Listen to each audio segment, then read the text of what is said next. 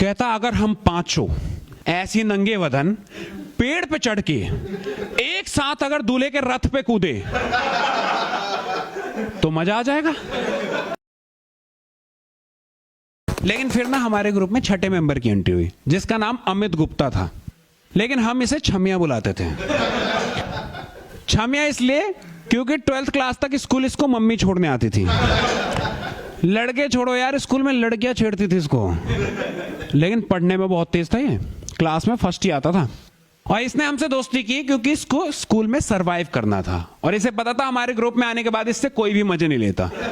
और हमने की क्योंकि इसने हमें संस्कृत सर वाले कांड से बचाया था जिसमें हमने सर से मजे लिए थे कि सर चलोगे कहां, यहां। तो छमिया ने ही आइडिया दिया था कि तुम्हें पेरेंट्स ही बुलाने हैं ना, तो तुम सब सिर्फ मम्मी को बुलाना, पापा को नहीं, क्योंकि जो कांड तुमने किए हैं ना वो सर मम्मी को बता ही नहीं पाएंगे आपके।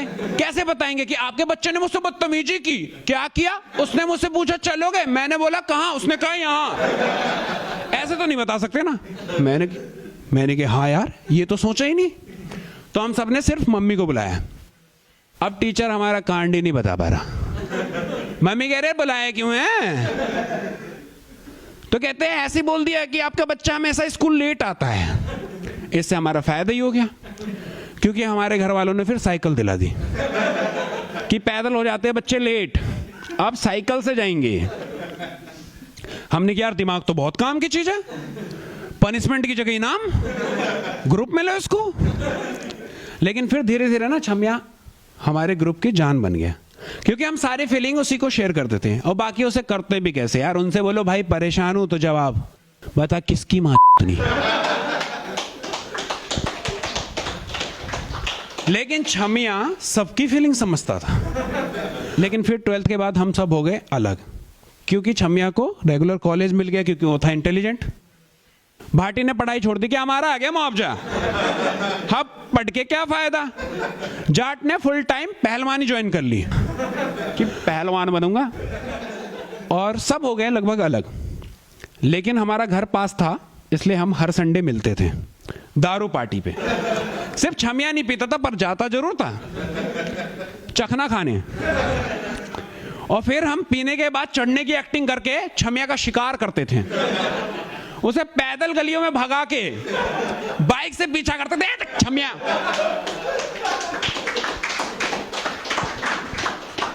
और बाकी हमने व्हाट्सएप पे ना एक ग्रुप बना रखा था जिसमें हमारी फुल बकचोदी चलती थी। लेकिन एक दिन छमिया के बाप को पता चल गया कि हम उसके बेटे को अमित गुप्ता नहीं छमिया बुलाते हैं, क्योंकि छमिया को ग्रुप में बात करते करते मूत लग गई। वो मूतने गया, वो भी बिना फोन लॉक करे। अंकल ने मैसेज पढ़ने शुरू किए, उनके होश उड़ गए क्योंकि ग्रुप में हमारी बातें ऐसी होती थी कि और देख रहा छमिया मौसम आज तो दे ही देगा। और छमिया भी वैसे ही रिप्लाई देता था इतनी आसानी से नहीं।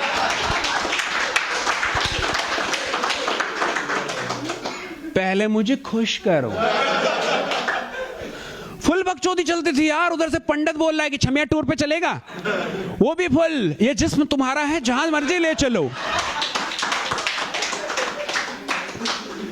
उधर से बाबे बोल रहा है बीच में कि छमिया सिर्फ मेरा है, मेरे और छमिया के बीच में कोई आया तो गया। छमिया भी फुल सरदार जी मेरे इतने करीब मत आओ तो मैं तबाह कर दूंगा। फुल बकचोदी। उसका बाप ये बकचोदी नहीं समझ पाया। अंकल को लगा कि उनका लौंडा वो भी बड़ा वाला 5-5 मर्दों को संभाल रहा है। अंकल टेंशन में आ गए। वो उन्होंने छमिया को बुलाया कि बेटा देख, एक एज के बाद ना बाप बेटे को दोस्त बन जाना चाहिए। छमिया का तो सही बात है, आई एग्री। तो नेक्स्ट डे छमिया के पापा कहते हैं कि जा बेटा रूम में तेरे लिए कुछ है। अंकल उसके लिए लड़की लेके आ गए थे ताकि उनका डाउट क्लियर हो जाए। और एक तो यार देखो छमिया पहले से बहुत शर्मीला था, और ऐसे भी यार कोई भी बंदा ना बाप के इस ऑफर को एक्सेप्ट नहीं करता कि अच्छा पापा यार थोड़े ढीले थे इसके, कोई भी नहीं कर सकता ना यार। तो उसने भी मना कर दिया। उसका बाप टेंशन में, उसने अपने दोस्त से बात की। उसका दोस्त कहता है पहले तो देखो गुप्ता जी, इसको करो इन लौंडों से दूर, फिर देखते हैं क्या करना है। तो उसके बाप ने उसे पढ़ने बेंगलोर भेज दिया। अब हमारी धीरे धीरे ना बातें कम होने लगी, सब हो गए अलग अलग। लेकिन अभी 1 साल पहले छमिया अपने शादी के कार्ड लेके आया कि भाई तेरे भाई की शादी है और आएगा और तूफान मचा दोगे तुम लोग। हमने कहा बिल्कुल मचा देंगे यार, बोलने वाली बात है, अपने जिगरी की शादी है यार, बिल्कुल आएंगे। तो यार देखो, आप चाहे कितने भी कामयाब हो जाओ ना, आपके स्कूल के फ्रेंड मिलते हैं ना तो आप फिर से चूती हो जाते हो। तो यही हुआ। शादी वाले दिन मैं और पंडित उसके कमरे में गए। वो फुल दूल्हे के ड्रेस में तैयार होके, नोटों के माला पहन के रेडी था। तो पंडित के दिमाग में चुल आई कि अगर हम इसके नोट के माले से दारू पिए सही याद बन जाएगी। मैंने कहा सही कह रहा। तो पंडित कहता है चल इसमें से 2 नोट दे। लेकिन छमिया मना करता है कि यार ऐसे ही ले लो पैसे, क्योंकि माला खराब हो जाएगा। पर पंडित नहीं, मुझे उसी में से चाहिए। वो जबरदस्ती करता है, उसको बिस्तर पे गिरा देता है और उसके ऊपर बैठ के मुझे आवाज ला रहा है कि इसके हाथ पकड़। मैं जाता हूं, हाथ पकड़ता हूं कि तभी अंकल आ जाते हैं।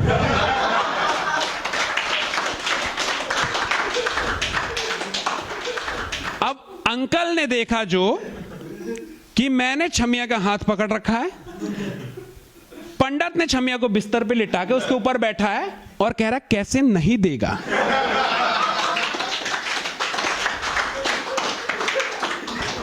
अब अंकल गुस्से से पागल हो जाते, मेरा बेटा सुधर गया तो अब तुम जबरदस्ती करने लगे।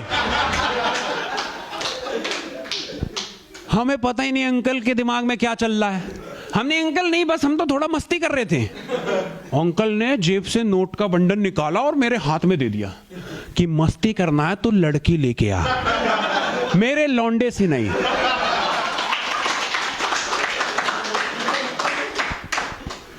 हमें लगा कि अंकल शायद लौंडे की शादी की खुशी में ज्यादा ही भावुक हो गए, सबको लड़कियां भी दे रहे हैं। हमने कहा अच्छा हुआ आ गया, छमिया ने बताया नहीं था। तो बारात निकली और हम सब ने भी वही किया जो हर युवा करता है, फुल दारू पी। 2 बोतल तो कार में ही पी गए। फिर बारात पहुंची छतरपुर, जहां से रथ यात्रा स्टार्ट होनी थी। गाड़ी से भाटी निकला और अपने कपड़े फाड़ लिए, वो भी खुद ही। मैं ये क्या किया, कह रहा गर्मी लग रही थी। मैं तो उतार भी तो सकता था। कह रहा यार की शादी है, आज भी कपड़े उतारेंगे क्या? उसने मेरी फाड़ दी। मैंने कहा मैंने कब कहा कि गर्मी लग रही है?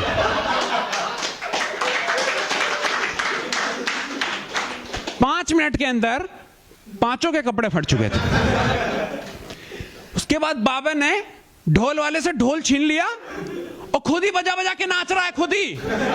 उसे देख के ऐसा लग रहा था किसी ने उसमें चाबी घुमा के छोड़ दिया हो, रुक ही नहीं रहा। वो जो बचपन में खिलौने नहीं आते थे, चाबी लगाओ घुमा के छोड़ दो, नाच रहा अपने आप ही, खुद ही ढोल बजा रहा है, खुद ही नाच रहा है।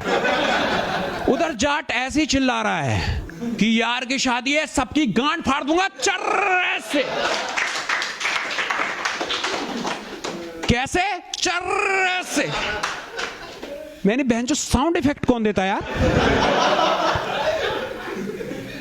उधर पंडित और भाटी पैर पे चढ़ के जो लोग नाच रहे हैं उनके बीच में कूद रहा है। अब लड़की का चाचा घबरा गया, क्योंकि यार बनिया लोग बहुत शरीफ होते हैं यार। वो घबरा गए हमारी हरकत देख के। वो बाबे से आके पूछते कि बेटा आप लड़के के दोस्त हो ना, लड़का हमारी बच्ची को ज्यादा तकलीफ तो नहीं देगा ना? बाबा कहते हैं तकलीफ ये तो चाह के भी नहीं दे सकता। इत्तू सा है उसका। क्या तकलीफ? सिर्फ गुदगुदी का एहसास करवा सकता है आपकी बच्ची को। फुल बकचोदी हो रही है यार वहां। फिर ना पंडित भागता हुआ आया हमारे पास कि ओए जिगरी की शादी ऐसा कांड करते हैं कि सब गेस्ट याद रखे। हमने की पता? कहता अगर हम पांचों ऐसी नंगे बदन पेड़ पे चढ़ के एक साथ अगर दूल्हे के रथ पे कूदे तो मजा आ जाएगा। ऐसा आज तक किसी ने भी नहीं किया होगा। और दारू पीने के बाद ना वो आइडिया हमें इतना बेहतरीन लगा, हमने पंडित का सर चूमा कि कैसे सोच लेता है सब। हमने कहा चलो करते हैं। तो हम आधा किलोमीटर आगे गए और एक पेड़ पे चढ़ के बैठ गए। अब बारात का इंतजार कर रहे हैं फुल। फिर बारात आई, हम पांचों एक साथ कूदे, रथ पलट गई, सहवाला पेड़ पे बैठ गया, दूल्हा जमीन पे धूल चाट रहा था। हमने क्या आ गया जी स्वाद। जब देखा तो दूल्हा कोई और था।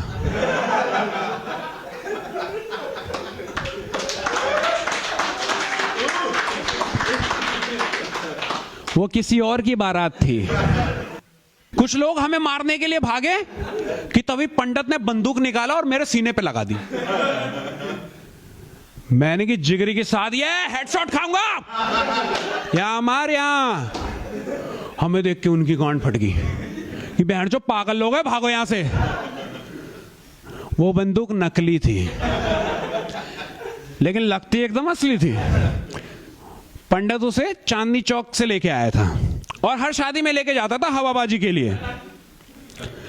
कि तभी वहां ना हमारा एक स्कूलमेट आया, कह रहा है तुम लोग यहां क्या कर रहे हो यार, गार्डन में चलो यार, प्रियंका भी आई है। ये नाम सुनते ही ना सारा नशा उतर गया, क्योंकि प्रियंका मेरी पहली मोहब्बत, क्रश, इश्क, जो मर्जी समझ लो। मुझसे ज्यादा मेरे दोस्त एक्साइटेड हो गए कि तू तब नहीं बोल पाया था, चल चल चल आज प्रपोज कर दे इसको। मैंने की हिम्मत ही नहीं है, क्योंकि यार मोहल्ले में भी ना कोई दूसरी लड़की को भी प्रियंका कह के आवाज देते थे तो रोंगटे खड़े हो जाते थे, मेरे दिमाग काम करना बंद कर देता था। मैंने हिम्मत नहीं है। तो बाबे ने क्या करा, पंडित से बंदूक ली और गार्डन के बाहर जो लोग कार में दारू पी रहे थे उनके ऊपर बंदूक लगाई कि बोतल दे। बोतल लेके आया, मुझे नीटी पिला दी, पी। कहता भाई हिम्मत, मैं आ गई, कर देगा प्रपोज? हाँ कर दूंगा। तो उन्होंने प्लान बनाया कि हम लोग जाके डीजे बंद करवाते हैं और तू इस दीवार पे चढ़ के पूरी पब्लिक के सामने उसे प्रपोज कर दे। मैं ठीक है। जबकि पिछले 4 साल से मेरी उससे कोई बातचीत नहीं थी, कोई हाय हेलो नहीं, कुछ भी नहीं, डायरेक्ट प्रपोज। कॉन्फिडेंस देख रहे हो? तो जैसे डीजे बंद हुई मैं दीवार पे चढ़ा और चिल्लाया, Priyanka I love you, I love you, I love you, I love. मैं बहन जो छतरपुर की पहाड़ियों से भी वेव निकलता है क्या? पीछे देखा चारों दोस्त वेव निकाल रहे हैं।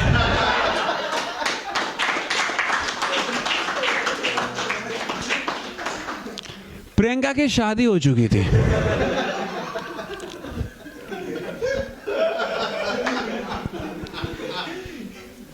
पति के साथ आई थी। और पता है पति कौन था? वही थापा जिसकी हमने मार लगाई थी। उस मार का बदला इसने मेरी मोहब्बत छीन के लिए। मेरी ऐसा क्या है इसमें जो मुझ में नहीं है, कि तब तक ना मेरे दोस्तों ने थापा को पकड़ लिया और मुझसे कहते हैं तू प्रियंका को लेके भाग जा। मैं प्रियंका की तरफ गया, वो कहती हिम्मत है तो मेरे मर्द से मुकाबला करके जीत मुझे। मेरे बहन चो पी हमने, इतना सा इश्क हो रहा है, ये कैसी बहकी बहकी बातें कर रही है, मेरे मर्द से मुकाबला करके जीत। उसके मर्द को पकड़ के जाट और भाटी चाटी चाटे दे रहे हैं। फिर उसका मर्द बोल पड़ा